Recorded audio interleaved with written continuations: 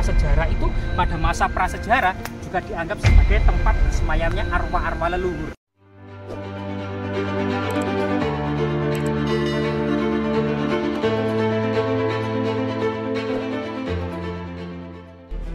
Ya pemirsa, kali ini kita berada di lereng Gunung Welirang ya. Lereng Gunung Welirang pernah dilakukan penelitian pada masa prasejarah.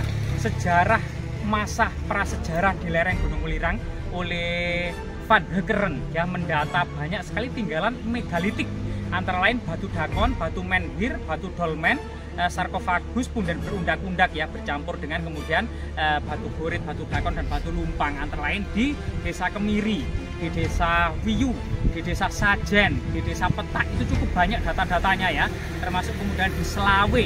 Ini sampai saat ini diduga kemudian situs-situs megalitik itu ada. Bahkan kemudian di desa-desa seperti di Kembang Belor, Puripan Sari, Bendungan Jati, maupun kemudian di Pandanarum, ini juga ternyata kita dapati peninggalan megalitik, yang artinya lereng Gunung Welirang yang subur, air yang melimpah di puncak musim kemarau gitu ya, dan sumber daya alam termasuk kemudian banyak makanan. Ini tentunya merupakan sebuah kondisi yang sangat kondusif bagi perkembangan masyarakat prasejarah, di mana kemudian Pulau Jawa mengajarkan tentang pengalaman hidup manusia ini lebih dari 1,5 juta tahun silam, sejak Yudin Doboa menemukan Homo erectus atau manusia purba jenis Homo erectus yang diberi nama Pithecanthropus erectus. Mari kita coba menelisik jejak-jejak peradaban Neolitik megalitik yang ada di desa ini.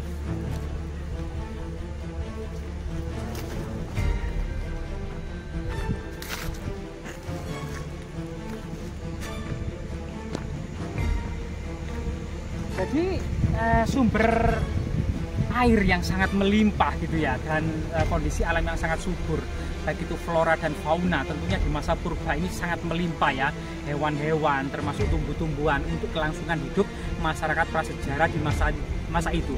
Termasuk yang paling penting adalah sumber mata air. Ini menandai sebuah irigasi pertanian ya pada waktu itu. Semacam kemudian sawah-sawah sudah dibuat sedemikian rupa terasiring. Kalau di Pulau Bali dikenal dengan sabak. Ini merupakan sebuah tanda menetapnya manusia purba, sudah mengakhiri kehidupan berpindah-pindah nomaden maupun hidup di gua-gua, melainkan kemudian manusia purba sudah membuat perkampungan atau desa, yang ternyata desa ini berasal dari kata paradise ya, bahasa Sanskerta. Kemungkinan dahulunya desa ini istilah lokal adalah Wanua ya, Wanua atau tani, anak tani. Kemudian tani ini adalah nama desa, sedangkan desa ini diambil dari bahasa Sanskerta paradise, paradesa atau paradiso atau virdus yang artinya taman kesenangan.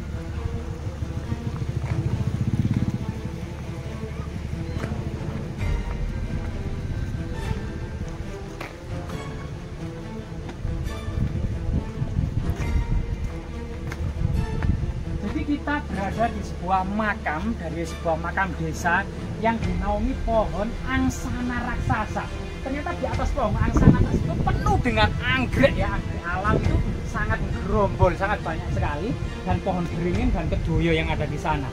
Menurut cerita tutur yang berkembang di masyarakat, ada semacam arca prasejarah, kemudian juga menhir dan dolmen atau mencabati. Coba kita lihat.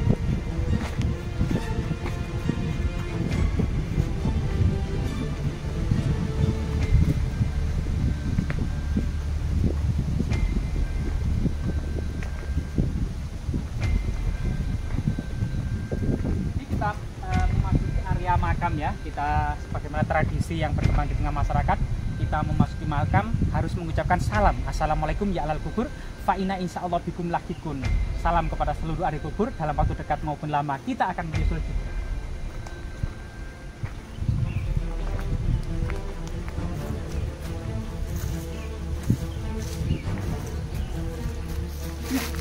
Ternyata kemungkinan kita akan menemukan semacam arca prasejarah. Itu dia.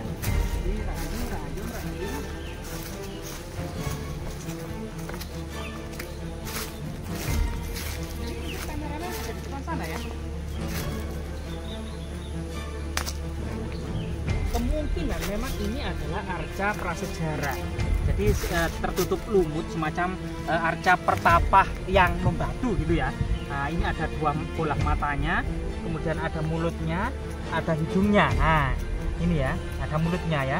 Dan ini ada tubuhnya.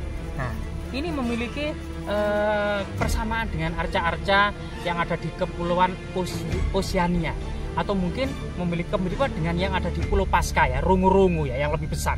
Nah, ini kemungkinan ini juga arca prasejarah. Jadi arca prasejarah itu pada masa prasejarah juga dianggap sebagai tempat bersemayamnya arwah-arwah leluhur, atau kemudian gambaran dari nenek moyang itu sendiri ya.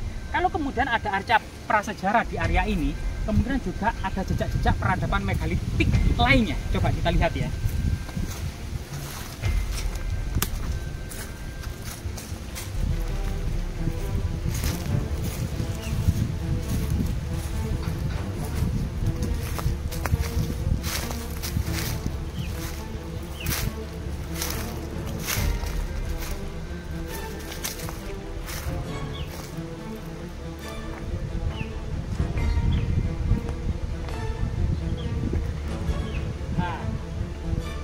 Kita lihat yang ada di depan kita ini ya, bukan sesuatu yang kebetulan, juga bukan sesuatu yang natural.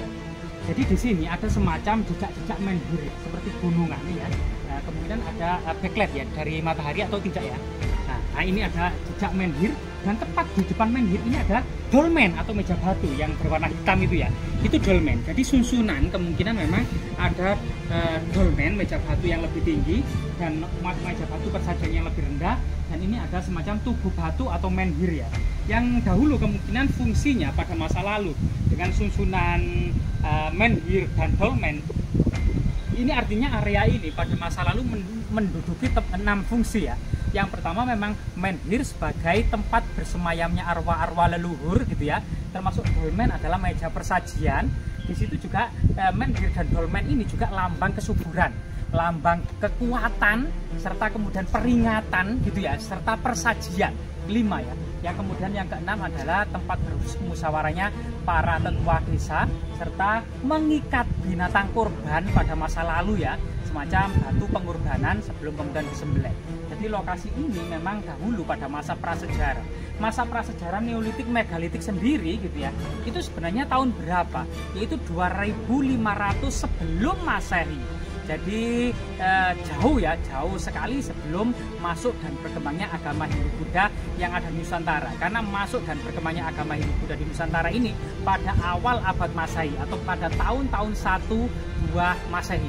Sedangkan peradaban batu besar yang ada di Pulau Jawa ini sudah dimulai tahun 2500 sebelum Masehi. Yaitu masyarakatnya yang dikenal dengan masyarakat Proto Melayu atau Melayu tua. Kebudayaannya adalah megalitik dan neolitik, yaitu peradaban batu besar seperti menhir, dolmen, sarkofagus, pundan berundak-undak, tata batu, dan lain sebagainya itu ya. Seiring perkembangan waktu tahun 500 sebelum Masehi atau tahun 1000 sebelum Masehi, migrasi pertama orang-orang Yunan dari Tiongkok Selatan yang membawa kebudayaan Dongson atau yang dikenal dengan Dongsonian, ini membawa kebudayaan perunggu. Ya, yang dikenal dengan peradaban Muko, Candrasan, Nekara, Kapak Corong. Ini peradaban perunggu, dan puncaknya peradaban perunggu adalah Kemaharajaan Funan yang ada di lembah Sungai Mekong pada awal Masehi, sehingga kemudian pada awal Masehi ini merupakan awal masuk dan berkembangnya agama Hindu-Buddha ke Nusantara, seiring dengan puncak peradaban perunggu yang ada di Nusantara yang di bawah kerajaan atau Kemaharajaan Funan ya, sampai abad ke-5 Masehi. Kemudian abad ke-7 seiring dengan perkembangan Selat Malaka sebagai pusat perdagangan rempah-rempah internasional, maka kemudian pusat pemerintahan Nusantara ini bergeser dari lembah Sungai Mekong menuju lembah Sungai Batanghari dan lembah Sungai Musi yang dikenal dengan peradaban Sriwijaya pada abad ke-7. Sehingga jika kita lihat pola yang ada di Nusantara, jika pada abad pertama Masehi seiring dengan perkembangan kerajaan Funan ya, kerajaan Melayu ini kemudian disusul pada abad ke-7 masa peradaban Sriwijaya. Ditambah lagi 700 tahun pada abad ke-14 ternyata puncak peradaban Majapahit. Jika kita tambah lagi 700 tahun maka terjadilah yang dinamakan abad 21, yaitu era Indonesia modern ini. Diduga di pertengahan abad 21 ini merupakan tanda-tanda kejayaan kembali Indonesia modern.